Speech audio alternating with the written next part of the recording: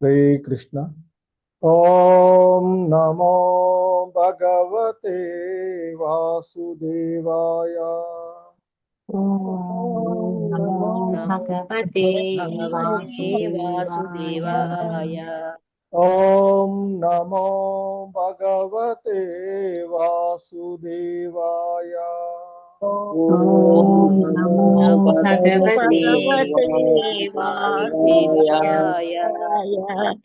ओम नमो भगवते वासुदेवाय।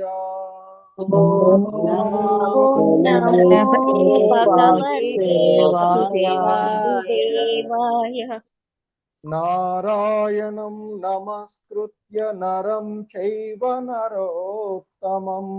नारायणं नमस्कृत्य नरं चैव नरोत्तमम्। देवीं सरस्वतीं व्यासं ततो जयमुदीरयेत्। देवीं सरस्वतीं व्यासं ततो जयमुदीरयेत्। नष्टप्रायेष्वभद्रेषु नित्यं भागवत सेवया।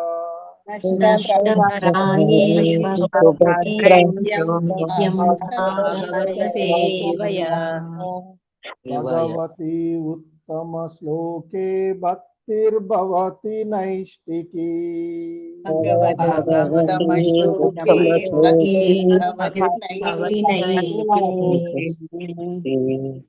హరే కృష్ణ. హరే కృష్ణ అందరికి. సో ఈరోజు శ్రీమద్ భాగవతం క్లాస్ కి ఇస్కాన్ శ్రీ శ్రీ రాధా గోవింద ఆలయం తరపున అందరికీ కూడా స్వాగతం, సుస్వాగతం. సో ఈ నిత్యం భాగవత సేవయ అనేటువంటి ఈ క్లాసులో మనము శ్రీమద్ భాగవతము 4వ స్కందము 14వ అధ్యాయమైనటువంటి వేనరాజు కథ అనేటువంటి ఈ అధ్యాయంలో మనము ఈరోజు 43వ శ్లోకమును ఇస్కాన్ సంస్థాపక ఆచార్యులైనటువంటి శ్రీల ప్రభుపాదుల వారి యొక్క వివరణము ద్వారా ఈ శ్లోకాన్ని అవగాహనం చేసుకోవడానికి ప్రయత్నం చేద్దాము. హరే కృష్ణ.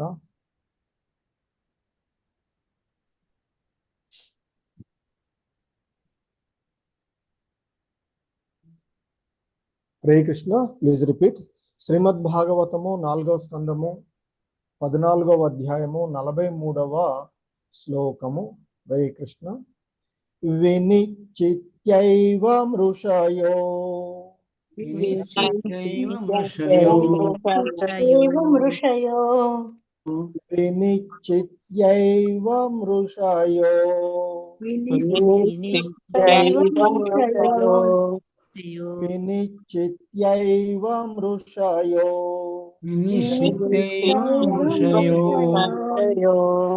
విపన్నస్య మహీపతేః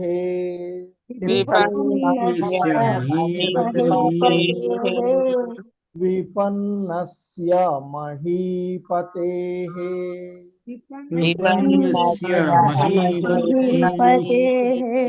విపన్నస్య మహీపతేః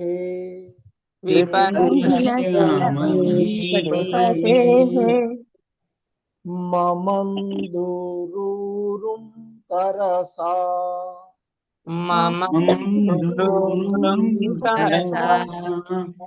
మమంతురూరం రూరుం తరసా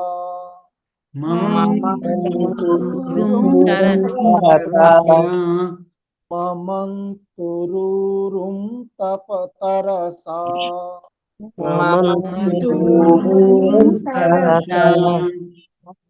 తత్రాసీద్బాహుకో నరః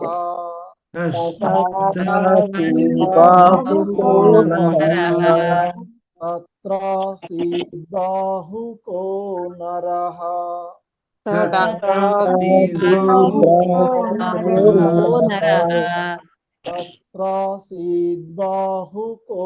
నరః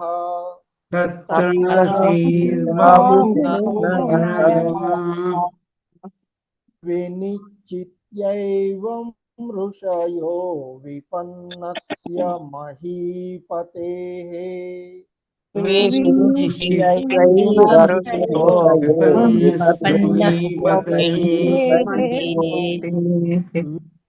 వినిశ్చిత్యైవం ఋషయో విపన్నస్య మహీపతేః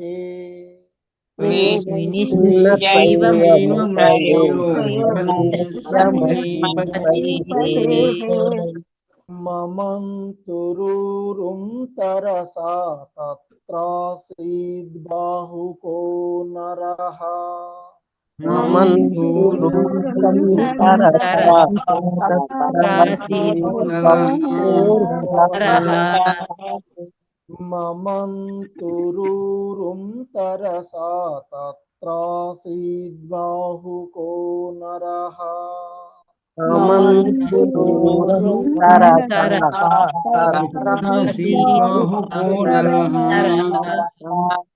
హరే కృష్ణ. మొత్తం శ్లోకం చూద్దాం.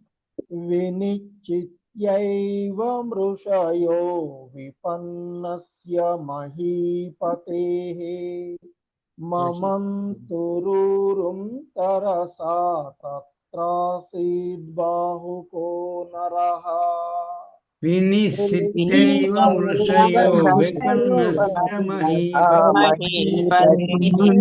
మమంతురుం తరసా తత్రాసీద్బాహుకో నరః. హరే కృష్ణ. శ్రీలత మాతాజీ, మాధవి నీలప్ మాతాజీ. హరే కృష్ణ ప్రభుజీ. దండాత్ ప్రణామాలు ప్రభుజీ. వినిశ్చిత్యైవం ఋషయో విపన్నస్య మహీపతేః మమంతురురుం తరసా తత్రాసీద్బాహుకో నరః. హరే కృష్ణ ప్రభుజీ. ధన్యవాదాలు ప్రభుజీ. హరే కృష్ణ ప్రభు. వినిశ్చిత్యైవం ఋషయో విపన్నస్య మహీపతే మమంతురురుం తరసా తత్రాసీద్బాహుకో నరః. హరే కృష్ణ. వైఎస్ లక్ష్మీ మాతాజీ, చంద్రావతి మాతాజీ. హరే కృష్ణ ప్రభుజీ. ప్రణామాలు ప్రభుజీ. వినిశ్చిత్యైవం ఋషయో విపన్నస్య మహీపతేః మమంతురురుం తరసా తత్రాసీద్బాహుకో నరః. హరే కృష్ణ ప్రభుజీ. ప్రభుజీ ప్రణామాలు. వినిశ్చిత్యైవం ఋషయో విపన్నస్య మహీపతేః మమంతురురుం తరసా తత్రాసీద్బాహుకో నరః. హరే కృష్ణ ప్రభుజీ. హరే కృష్ణ. ఈ శ్లోకంలో ఉన్నటువంటి పదాల యొక్క అర్థాలు, భావము మరియు భాష్యమును చూద్దాము. వినిశ్చిత్య నిశ్చయించి, ఏవం ఆ విధముగా, ఋషయః ఋషులు, విపన్నస్య మృతుడైన, మహీపతేః రాజు యొక్క, మమంతుః కిలికిరి, ఊరుం ఊరువులను, తరసా ఒక ప్రత్యేకమగు శక్తితో, తత్ర దాని వలన, ఆసీత్ జన్మించెను, బాహుకః బాహుకుడు అను నామము కలిగిన, నరః నరుడు. హరే కృష్ణ. భావము. ఋషి మునిగణము ఆ విధంగా నిశ్చయించిన తరువాత వేణుని మృత శరీరం యొక్క ఊరువులను ఒక ప్రత్యేక పద్ధతిని అనుసరించి అతి వేగంగా మతించిరి. తత్ఫలితంగా ఒక మరుగుజ్జు వేణుని శరీరము నుండి జన్మించెను. హరే కృష్ణ. Please repeat. ఋషి మునిగణము ఋషి మునిగణము ఆ విధముగా నిశ్చయించిన తరువాత తరువాత వేణుని మృత శరీరము యొక్క ఊరువులను ఒక ప్రత్యేక పద్ధతిని అనుసరించి అతి వేగముగా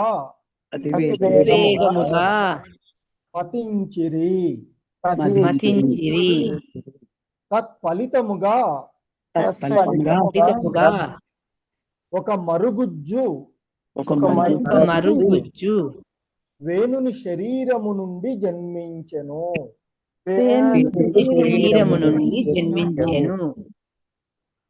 హరే కృష్ణ. రామకృష్ణ ప్రభు. ప్రభు ఇంకెవరికైనా ఇవ్వండి ప్రభు. ఇంకెవరికైనా ఇవ్వండి ప్రభు. ప్రాసెస్ లో ఓకే.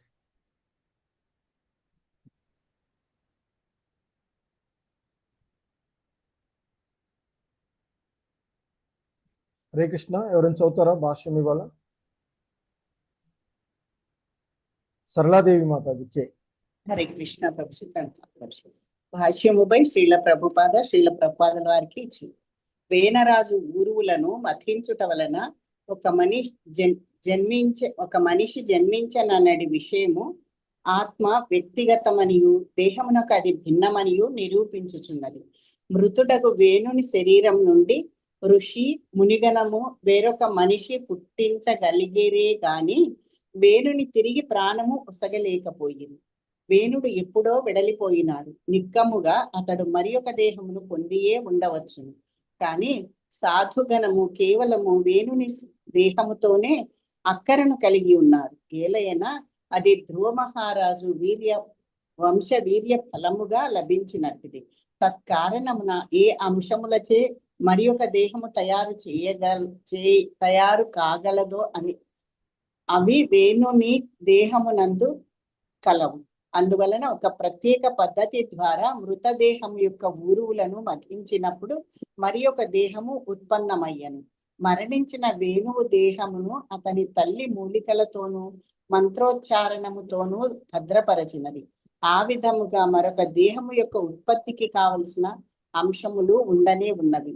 వేనరాజు మృతదేహము నుండి బాహుకుడు అను నామము కలిగిన మనుజుడకుడు బయల్వెడలుట నిజమునకు ఆశ్చర్యకరమేమియునూ కాదు.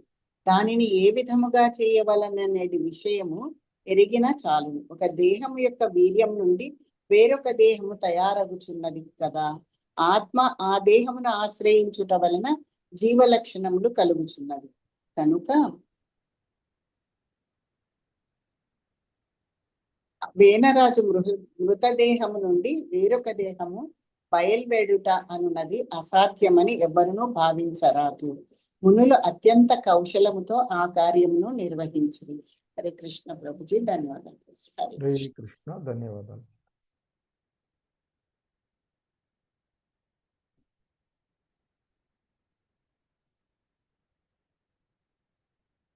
హరే కృష్ణ. ఓం అజ్ఞానతిమిరాంధస్య జ్ఞానాంజనశలాకయా చక్షుర్మిలితం యేన తస్మై శ్రీగురవే నమః.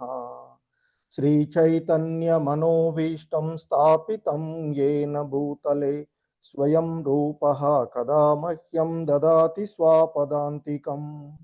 వందేహం శ్రీగురు శ్రీయుతపదకమలం శ్రీగురూన్ వైష్ణవాంశ.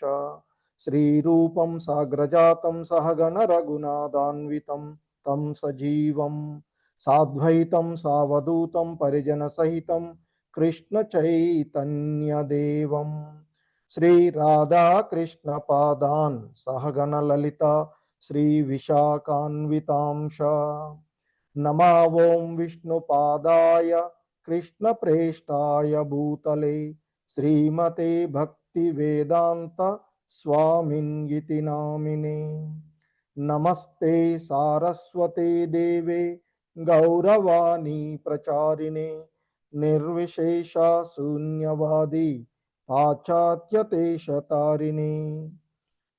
नमो महावदन्याय कृष्ण प्रेम प्रदायते कृष्णाय कृष्ण चैतन्य नाम्ने गौरित्विषे नमः।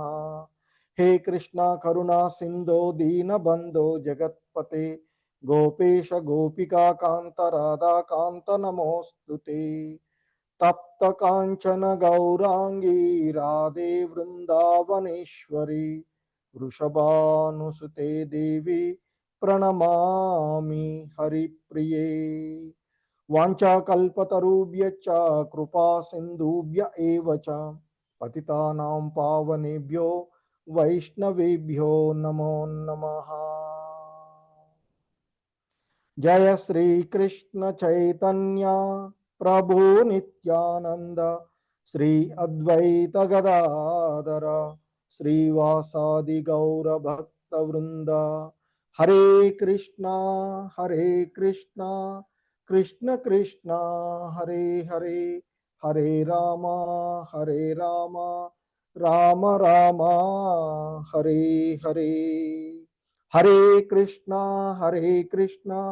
कृष्ण कृष्ण हरे हरे हरे राम राम राम हरे हरे हरे कृष्ण। సో ఈరోజు మనము శ్రీమద్ భాగవతము 4వ స్కందములోని 14వ అధ్యాయమైనటువంటి వేనరాజు కథ. వాస్తవానికి వేనరాజు కథ ముగిసింది మనకి ఇక్కడ. ఆయన ఎప్పుడు బ్రాహ్మణులు సో ఆ బ్రాహ్మణ దండ శాపంతో అతన్ని మృతుడిని చేసినటువంటిది. కానీ ఆ మృత శరీరాన్ని ఆయన యొక్క తల్లి అయినటువంటి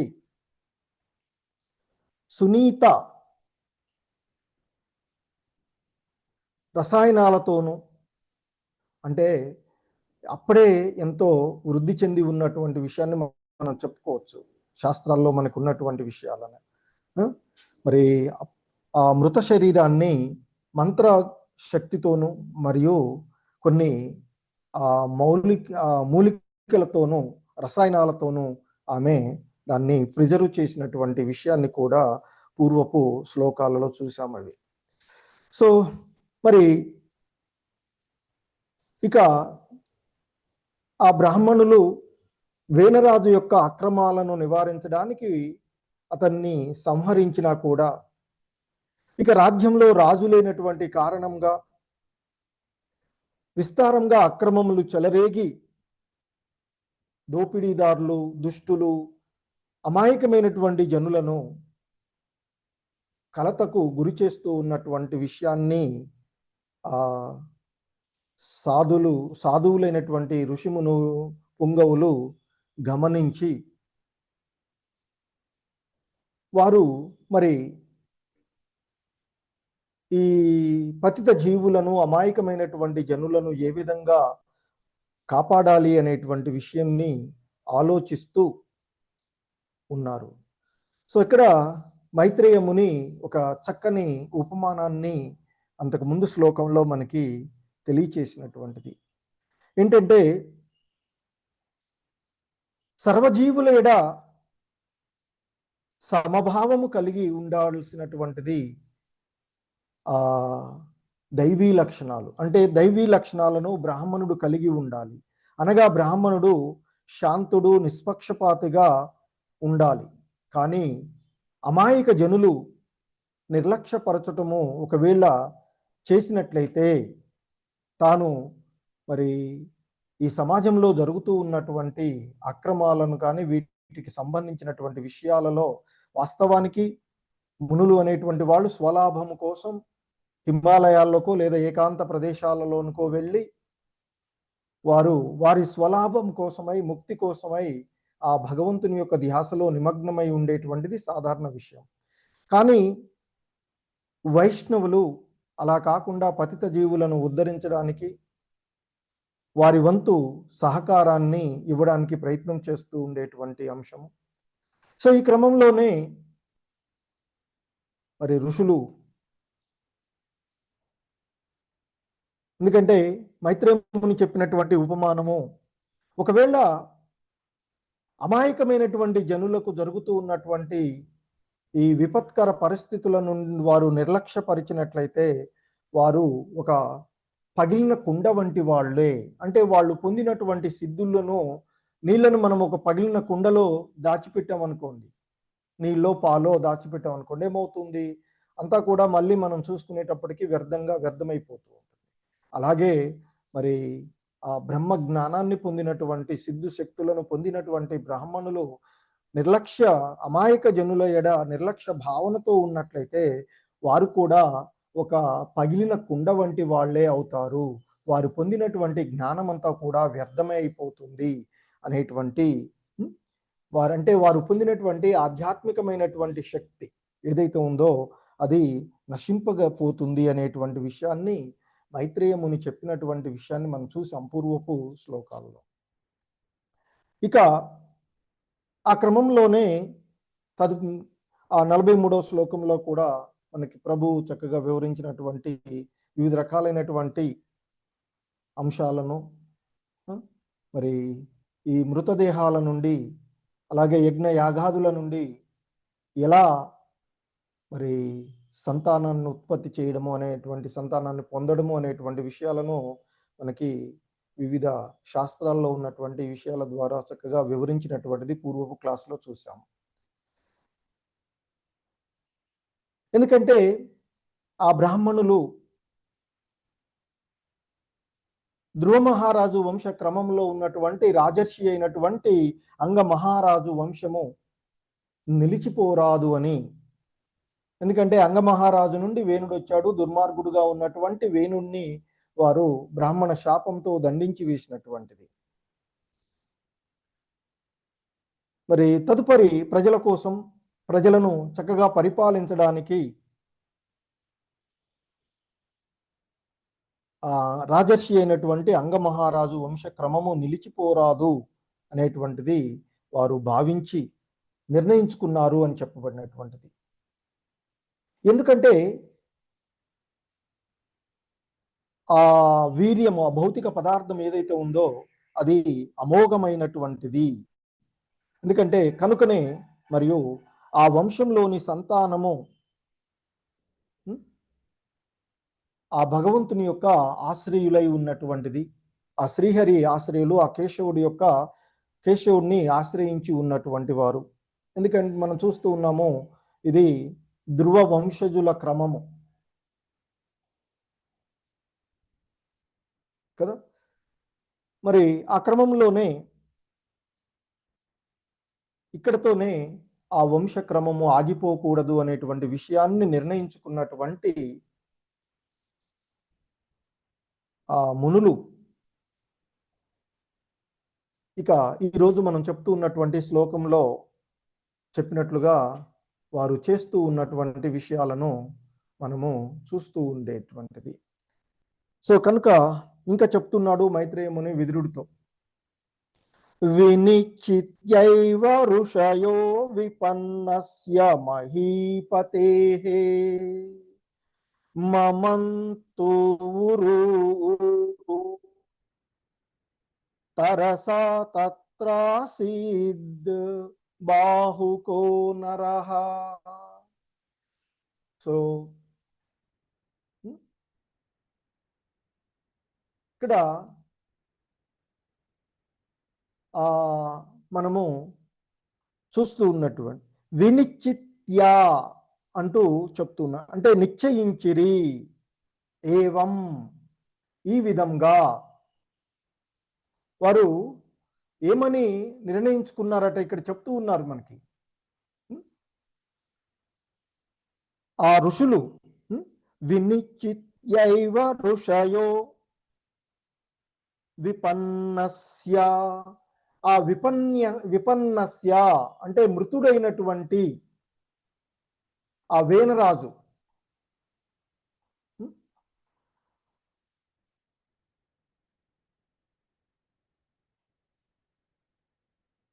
ఆ ఋషులు ఆ ఋషి గణము ఈ విధంగా నిశ్చయించుకున్నారట. ఆ నిశ్చయం అంటే ఏమని నిశ్చయించుకున్నారు? ఆ రాజర్షి అయినటువంటి అంగమహారాజు వంశము నిలిచిపోరాదు కనుక మరి ఆ వంశంలో భౌతిక పదార్థంగా మిగిలి ఉన్నటువంటి, ఎందుకంటే ఆ వేణుడి యొక్క శరీరాన్ని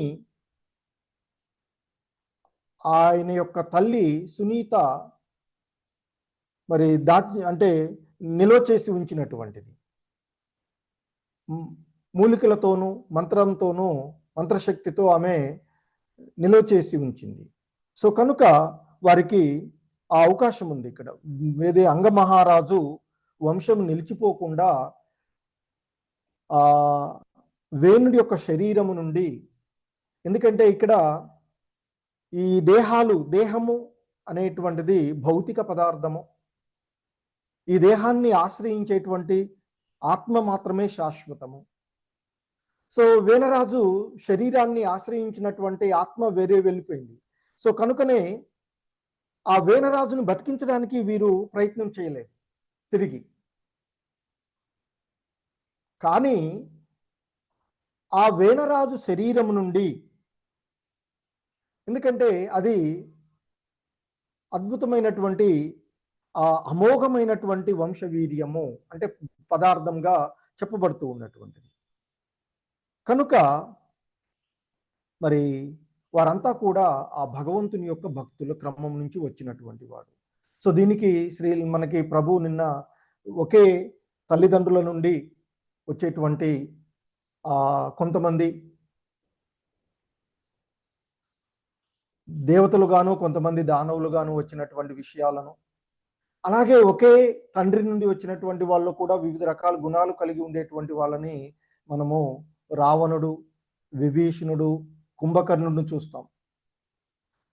సో అంటే ఇక్కడ కొన్నిసార్లు మంచివాళ్ళు ఉద్భవించేటువంటి పరిస్థితులను అనుసరించి, వారి వారి యొక్క పూర్వజన్మ కర్మలను అనుసరించి, వారి యొక్క గుణాలను అనుసరించి వచ్చేటువంటి ఇవి వేరుగా ఉంటుంటాయి కదా. సో ఒకే తల్లి అంటే ఒకే కుటుంబంలో నుంచి వచ్చినటువంటి వాళ్ళు భిన్నంగా ఉండేటువంటి కారణాలు కూడా ఇవేగా మనం చూస్తూ ఉంటుంటాం. సో ఇక్కడ మునులు ఆ విధంగా నిశ్చయించుకున్నారట. మరణించినటువంటి ఆ వేనరాజుని మదించి, ఇక్కడ విపన్నస్య మహీపతే, విపన్యస్య అంటే మృతుడైనటువంటి మహీపతే ఆ రాజు అయినటువంటి వేనరాజు యొక్క శరీరంను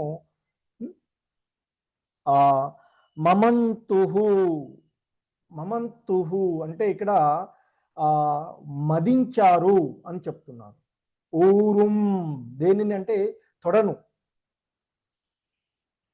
తారసహ అంటే ఒక ప్రత్యేకమైనటువంటి బలంతోనూ వేగంగా మంత్ర ఉచ్చారణ చేస్తూ వారు ఆ తొడ ఏదైతే ఉందో ఆ ఊరుం అనేటువంటి అంటే దేహంలో బాగానే ఊరూమ్స్ అని చెప్తారు కదా, ఊరువులలో ఆ ఉరువుని వారు మంత్ర ఉచ్చారణతో మదించి వేశారట. చాలా వేగంగా తారస ఒక ప్రత్యేకమైనటువంటి శక్తితో, ప్రత్యేకమైనటువంటి మంత్ర ఉచ్చారణతో వేగంగా ఆ తొడను మదించారట. మదించగా తత్ర అంటే అక్కడ ఆ విధంగా వాళ్ళు చెయ్యడం వల్ల ఆసిత్ బాహుక నరహ. సో ఆసిత్ అంటే ఆసీత్ అంటే ఉద్భవించాడు, పుట్టాడు. ఎవరు జన్మించినటువంటి, ఎవరు అంటే ఇక్కడ బాహుక నరహ, బాహుకుడు అనేటువంటి ఒక నరుడు, మరుగుజు కలిగినటువంటి ఆయన జన్మించారు అని చెప్తుంటారు. సో ఆ ఋషులు ఆ విధంగా ఆలోచించి మరణించినటువంటి వేణుని యొక్క శరీరం ఇంకా ఆ రాజవంశ బీజము ఉన్నందువలన ఆయన యొక్క తొడను బలంగా మంత్ర ఉచ్చారణతో ఒక ప్రత్యేకమైనటువంటి శక్తితో మదించారు. అప్పుడు అక్కడ నుండి ఆ తొడ నుండి అంటే వారి యొక్క మంత్ర ఉచ్చారణ నుండి బాహుకుడు అనేటువంటి ఒక మనిషి ఉద్భవించాడు. ఒక మరుగుజ్జు, చిన్నగా ఉన్నటువంటి మరుగుజ్జు అతడు ఉద్భవించాడు అని చెప్తూ ఉంటుంటారు. అంటే పెద్ద దవడలు కలిగి, చిన్న బాహువులు, చిన్న కాళ్ళు, ఎర్రని కళ్ళు కలిగినటువంటి ఒక మరుగుజ్జు బాహుకుడు అనేటువంటి ఆయన జన్మించినటువంటి విషయాన్ని ఇక్కడ చెప్పబడుతూ ఉన్నటువంటిది. ఇక శ్రీల ప్రభుపాదుల వారి యొక్క భాష్యంలో ఆయన వివరిస్తూ ఉన్నటువంటి అంశాలు, వేణురాజు యొక్క ఊరువులను మదించటం వలన ఒక మనిషి జన్మించిన విషయము, ముఖ్యంగా ఆత్మ వ్యక్తిగతము అని, దేహానికి అది అభిన్నము అని నిరూపితమవుతున్నది అనేటువంటిది ఇక్కడ చెప్తూ ఉన్నటువంటి అంశము. ఎందుకంటే ఆ వేణుని వంశాన్ని ఇక్కడ మదించారు. అంటే దాన్ని మదించినటువంటి కారణం ఏంటి? వేణుని యొక్క వంశాన్ని పూర్తిగా నాశనం చేయడం. వాళ్ళకి ఎందుకంటే వారిపైన ఎవరిపైన ఏవి శత్రుత్వాలు లేదు. కానీ ఆ శరీరము నుండి ధర్మపరుడైనటువంటి ప్రజలను రక్షించడానికి ఒక రాజును ఉత్పత్తి చేసి ప్రజలను, అమాయకమైనటువంటి జనులను కాపాడాలి అనేటువంటి ఒక ఉద్దేశంతోనే వారు ఆ విధంగా చేస్తూ ఉన్నటువంటిది. సో ముందుగా మరి ఆ వేణుల్ని, ఆ ఊరుని మదించడం వలన, మొదట తొడని చేయడం వల్ల ఆ తొడ నుండి జన్మించినటువంటి వాడు బాహుకుడు.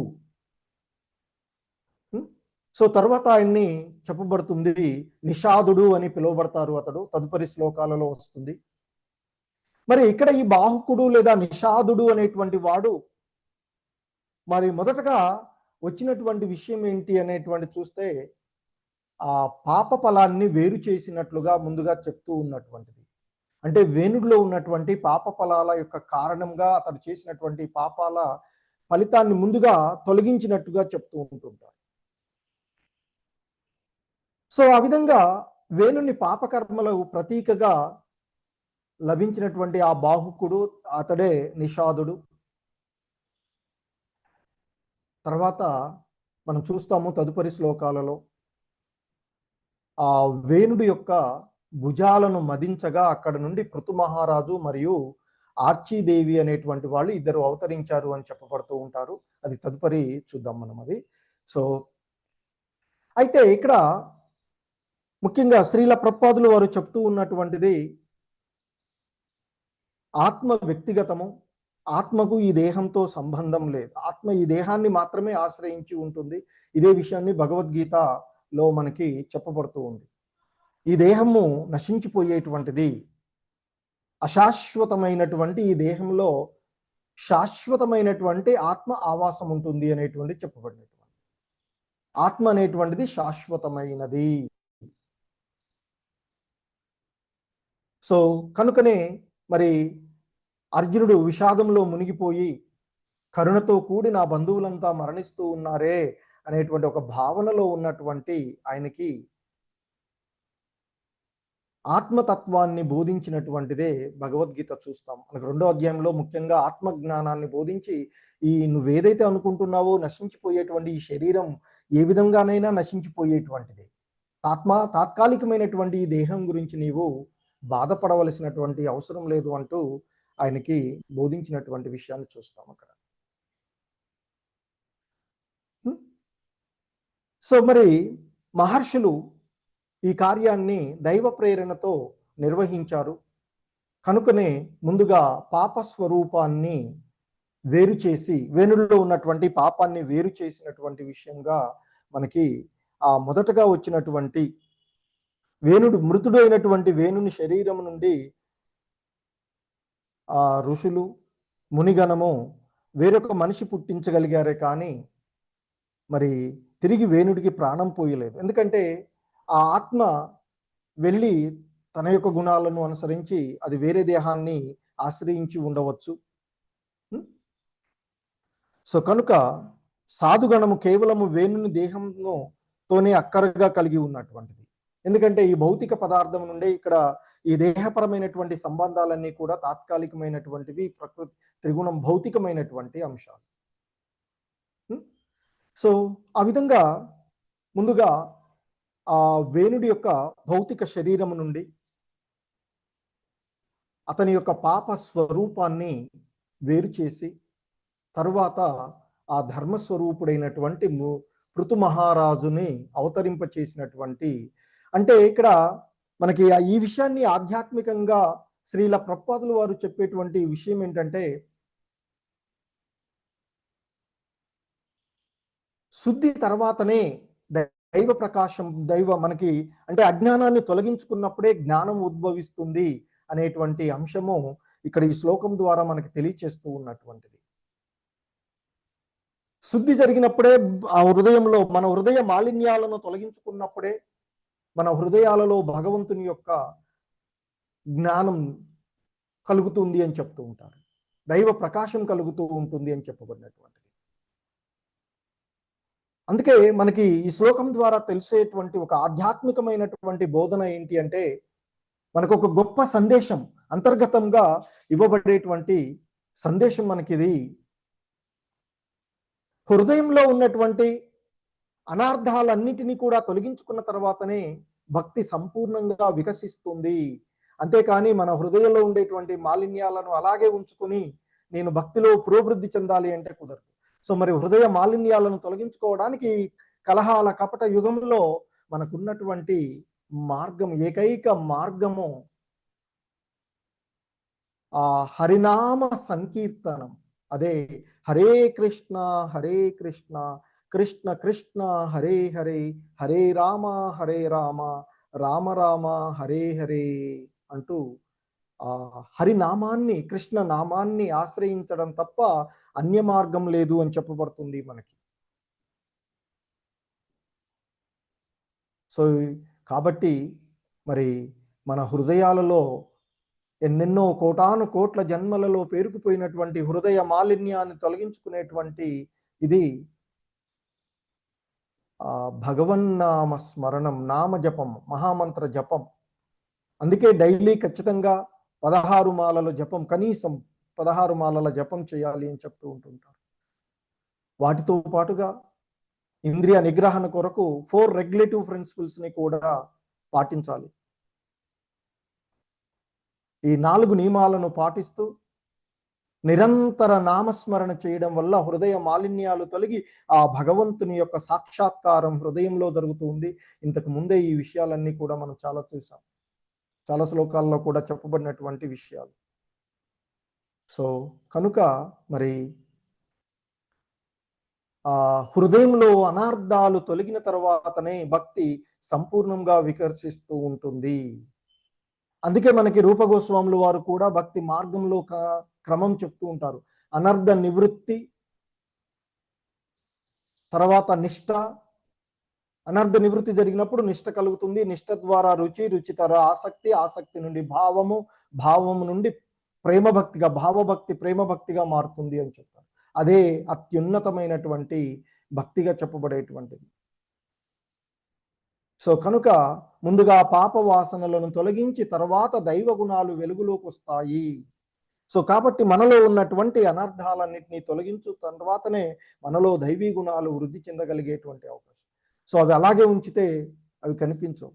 అద్దం పైన మురికి తొలగించలేదనుకోండి, మనకి వస్తుంది, భగవద్గీతలో కూడా చెప్తారు కదా, అద్దం పైన మురికి తొలగించకపోతే మన యొక్క రూపం మంచిగా ఉన్నా అది కనిపించదు. సో కాబట్టి హృదయ మాలిన్యాన్ని తొలగించుకున్నప్పుడే దైవీ గుణాలు వెలుగొందుతాయి అని చెప్తారు. సో వేణుడి శరీరం నుండి మొదట ఆ బాహుకుడు అనేటువంటి నిషాదుని, తర్వాత పృథు మహారాజును ఉత్పత్తి చేయడం కేవలము ఒక యాదృచ్ఛికమైనటువంటి సంఘటన కాదు అని చెప్పబడుతుంది. అది శుద్ధి తొలగించిన తర్వాత దైవత్వాన్ని వెలికి తీయడం అనేటువంటి ఒక అత్యున్నతమైనటువంటి ఆధ్యాత్మికమైనటువంటి సూత్రాన్ని మనకి బోధించేటువంటి విషయం నెక్స్ట్ చెప్తుంది. సో అయితే ఇక్కడ ఆ బాహుకుడు బ్రాహ్మణులు వేణుని శరీరాన్ని మదించినప్పుడు మొదట ఆ తొడ నుండి ఒక నల్లటి పొట్టిగా ఉన్నటువంటి పురుషుడు ఉద్భవించారు అని చెప్తుంది, బాహుకుడుగా పేర్కొనబడింది. తర్వాత శ్లోకాల్లో అతడే నిషాదుడుగా చెప్తూ ఉంటారు. ఎందుకంటే ఆ ఉద్భవించినటువంటి అశ్వక్రాయుడుగా పొట్టివాడుగా ఉద్భవించినటువంటి నల్లని వర్ణంలో వచ్చారు, చిన్న చిన్న చేతులు చిన్న చిన్న కాళ్ళు తో ఉన్నటువంటి వాడు వస్తాడు అని చెప్తారు. ఆ వచ్చినటువంటి వాడు ఆ ఋషులను అడుగుతాడట, వాస్తవానికి కిం కరవాణి, నేనేం చెయ్యాలి అని అడుగుతాడు. వాళ్ళ పని ఇంకా మరి అది కాదు కదా, సో ఇంకా మిగిలి ఉంది కనుక వాళ్ళు ముందు నువ్వు కూర్చో నిషీద అంటారట, కూర్చో నిషీద. అలా అతనికి నిషీదుడు అనే పేరుతో తర్వాత ఆ బాహుకుడికి సో మరి ఆ తదుపరి ఆ నిషీద వంశము ఉన్నట్టుగా చెప్తూ ఉంటుంటారు. సో పాప ఫలాలను తొలగించిన తదుపరి దైవత్వము వికసిస్తుంది అనేటువంటిది మనకి తదుపరి పృథ మహారాజు అవతరించడము అనేటువంటి సంఘటన తదుపరి శ్లోకంలో మనము చూడవచ్చు. అది సో అయితే ఇక్కడ మరి సాధుగణము కేవలము వేణుడి దేహము నుండి, ఎందుకంటే అది ధ్రువ మహారాజు వంశ వీర్య ఫలంగా ఉన్నటువంటిది కనుక ఆ వంశము మరి దాంతో మరి ఒక దేహాన్ని తయారు కాగలదో ఆ వేణుని దేహం నందు, అంటే మరొక దేహాన్ని ఉద్భవించడానికి కావలసినవన్నీ కూడా ఆ వేణుడి దేహం నందు ఉన్నవి. అందుకే వారు ఒక ప్రత్యేకమైనటువంటి పద్ధతిని ఉపయోగించి, ఎందుకంటే ఇదేది అసంభవమైనటువంటి విషయం కాదు, కాకపోతే ఆ విధానమును ఎరిగి ఉండాలి, శాస్త్రాలలో ఉన్నటువంటి ఆ విషయాలను, అటువంటి శక్తిని, అటువంటి నిష్టను కలిగి పొందినప్పుడు ఏదైనా సాధ్యమవుతూ ఉంటుంది. ఇటువంటివి మనకి పురాణాల్లో ఎన్నో సంఘటనల్లో మనం చూసినటువంటి విషయాలు ఉన్నటువంటివి. ఎందుకంటే ఇక్కడ తల్లి భద్రపరిచినటువంటి ఆ మృతదేహంతో వారు బాహుకుడు నామం కలిగినటువంటి మరొక మనుజుడు ఒకడు బయటకు వెళ్ళినటువంటి విషయం. సో ఇలా ఒక దేహం నుండి, ఎందుకంటే మనము చూస్తూ ఉంటాం, ఒక దేహం, ఒక చెట్టు ఉందనుకోండి, చెట్టులో కొన్ని కొమ్మలను కట్ చేసి మనం భూమిలో పెడితే మళ్ళీ ఉద్భవిస్తూ ఉంటుంటాయి కదా. ఇవన్నీ కూడా ఆ భగవంతుని యొక్క లీలల్లో భాగంగా, ఆ భగవంతుని యొక్క కృప ద్వారా ఇక్కడ ఆ మునులు కూడా చేస్తూ ఉంది, భగవంతుని కృపత్వాన్ని చేస్తూ ఉన్నటువంటిది. సో కాబట్టి అందుకే శ్రీల ప్రభుపాదులు వారు అంటూ ఉన్నారు, మరి ఆ వేణుడి యొక్క మృతదేహం నుండి బాహుకుడు నామం కలిగినటువంటి మనుజుడు ఉద్భవించడము అనేటువంటిది ఆశ్చర్యకరము ఏమీ కూడా కాదు. కాకపోతే దాన్ని ఎలా చేయాలి ఏమిటి అనేటువంటిది మనం ఇంతకుముందు కూడా చెప్తాం. అష్టాంగ యోగ విధానంలో అష్టసిద్ధులను పొందుతూ ఉండేటువంటి, సిద్ధులను పొందేటువంటి. సో కాబట్టి భగవంతుణ్ణి ఆశ్రయించినటువంటి వాళ్ళకి అసాధ్యం అంటూ ఏది ఉండదు. ఎందుకంటే అంతకుముందు కూడా మనం కర్దమ ముని విషయంలో కూడా చూసాము. అతడు 1000 సంవత్సరాలు తపస్సు చేసి చివరికి తన భార్య అడిగినటువంటి విషయానికి ఆమెను ఆనందపరచుకోవడానికి ఆయన ఒక మహల్నే అంటే తానే ఊహించినటువంటి విషయాన్ని ఆయన భగవంతుడి కరుణ ద్వారా పొందగలిగినటువంటిది. సో కాబట్టి ఇక్కడ ఒక దేహం యొక్క వీర్యం నుండి మరొక దేహము తయారు అవుతూ ఉన్నది కదా. మరి ఆత్మ ఆ దేహమును ఆశ్రయించుట వలన జీవ లక్షణాలు కలుగుతూ ఉన్నాయి. సో ఆ విధంగా ఇక్కడ మరి ఆ వేణుడి యొక్క మృత శరీరంలోని ఊరుం నుండి, అంటే తొడల నుండి బాహుకుడు ఉద్భవించడం, ఇది ఆ వేనరాజు మృతదేహం నుండి మరొక దేహము బయలువెడటం అనేది అసాధ్యమని ఎవరూ కూడా భావించకూడదు. సో కనుక ఆ తర్వాత వారు ఆయన యొక్క ఆ బాహువుల నుండి, ఆ భుజాల నుండి సో ఆ పృథ మహారాజుని వారు అంటే అవతరించేటువంటి విషయం. సో ఇవన్నీ కూడా తదుపరి శ్లోకాలలో చూద్దాం. హరే కృష్ణ. జగద్గురు శ్రీల ప్రభుపాద్ కీ జై. హరే కృష్ణ ప్రభుజీస్ మాతాజీస్, ఎవరికైనా ఏవైనా సందేహాలు ఉన్నా